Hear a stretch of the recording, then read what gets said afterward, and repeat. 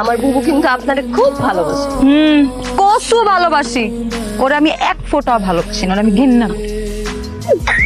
অভিনয় করে। শোনেন দুলা ভাই, আপনি যদি খালি একবার ফোন না ধরেন, বুবু পুরা বাড়ির মধ্যে পাখির মতো ছটফট করে। তোর দুলাভাই ফোন ধরে না, তোর দুলাভাই ফোন ধরে বলে আমার সারাদিন গালি দেয়। আমিও বলি আমার দুলাভাই ঠিক বলছি না দুলাভাই? এই তুই ঘরের কথা বাইরে বলস না, এমনিতেই আর ভাবের ঠেলায় আমি বাঁচতে পারি না, আবার মাথায় তুলব। আমি জানি আমার পাখি আমার কত ভালোবাসে। বাড়ির জায়গা তাড়াতাড়ি আর যাই একটু শরবত মরবত খাইস। হ্যাঁ, আমিও যাই, আমার কাম আছে।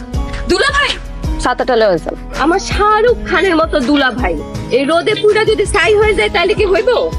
ছাতা নিয়ে বাড়ি যান। তবু কারণে আমি কেমন কথা শুনবো রে? হ্যাঁ শোন, আর যদি ঘরের থেকে বাইরে এসোস, বাইরে আর দুইটা ঠ্যাং কিন্তু আমি ভাঙ্গা ফেলামো কয়ে দিলাম। হ্যাঁ হ্যাঁ আব্বা আইতেছি আইতেছি, আমি রাখি। হ্যাঁ পরে কথা বলবো। কি হইছে? মিজান ভাই বারবার ফোন দিতেছে আর তুমি আমার ফোনটা নিয়ে আইছো।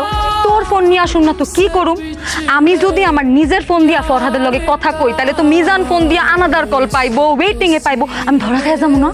তাহলে এরকম ধরা খাওয়ার কাজ করিস কেন তুই বুবু বলতো? আজকে তোর জন্য কতটি কথা আমার মিজান ভাইরে কইতে হইলো।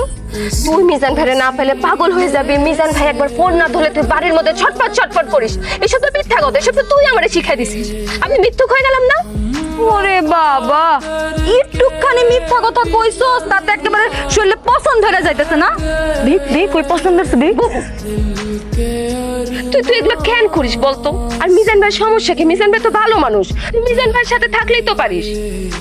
এদিক বস, আমি যেটা বলি সেটা শুন। বস, কথাটা মনোযোগ দিয়া শোন। এই যে তুই আমারে দেখোস, আমি দুইটা প্রেম করি, দুইজনের লগে একসাথে কথা বলি। এটা কি জানোস? এটা হইতেছে ব্যাকআপ। কি? আমি তোরা আরো সুন্দর ভাবে বুঝাই বলি, শোন। পৃথিবীতে প্রেম কইরা সেকা খায় যারা বেকা হয়ে যায়, এরা কারা জানোস? এরা হইতেছে বোকারা, কারণ এদের কোনো ব্যাকআপ থাকে না। বুঝোস নাই না? আচ্ছা তোরা আমি এখন উদাহরণ দিয়ে বুঝাই। এই ধর ফরহাদ আর এই ধর মিজান, আমি এদের দুজনের লগে প্রেম করি।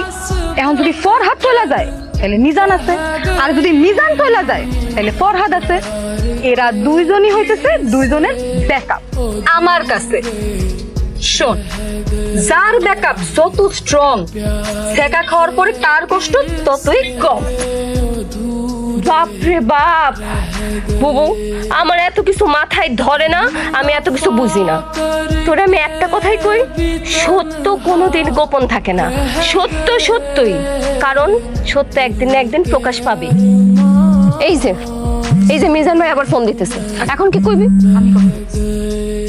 হ্যালো হ্যালো, কি হো? তোমার না বাড়ির যে আমার মেসেজ দেওয়ার কথা? কেমনে মেসেজ দিমু? বাসায় আইছি, আয় হুনি যে আব্বার প্রেশার নাইমা গেছে। এরপর আমি তাড়াতাড়ি করে শরবত বানায় খাওয়াইলাম, মাথায় পানি ঢাইলা দিলাম। যত যাই বলো, আমি তো আমার বাপের আগে কাউরে বসাইতে পারবো না, তাই না? আমার বাপ তো সবার আগে। আরে না না, কি কও? আব্বাই তো আব্বাই, আব্বার জায়গা কেউ লইতে পারবো? আমি তো কোনদিন কই নাই তোমার আব্বার জায়গা আমার দিতে। ঠিক আছে। লাল পড়ছো? হ্যাঁ হ্যাঁ, মিললো কেমনে? আমিও তো লাল পড়ছি। শোনো, কালকে কিন্তু তুমি কালো রং পরবা, ঠিক আছে? আমিও কালো রং পরবো, তাইলে আমাদের ম্যাচিং ম্যাচিং হবে।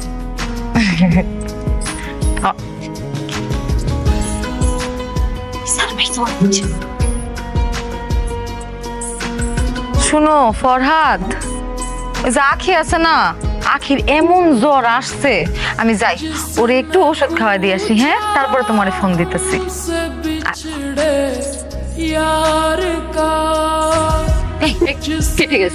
কি হয়েছে তো? হ্যাঁ, নিজে একটু ম্যানেজ করতে পারোস না?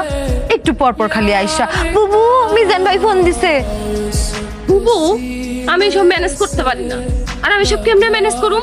সবসময় তো তুমি আমারে শিখাই দাও, তোমার মুখের ভুলই তো আমি কই সব সময়। আচ্ছা ঠিক আছে,